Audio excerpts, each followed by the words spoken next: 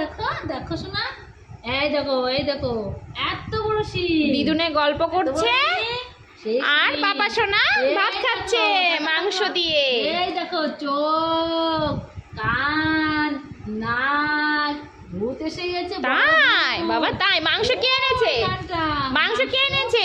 মামা মাংস এনেছে। তুমি মাংস খাবে সেজন্য মামা মাংস নিয়ে এসেছে।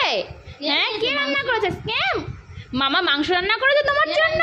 মাংস খাও খাও খাও খাও খাও খাও। মামা মামা মামা মামা, আবার? মামা।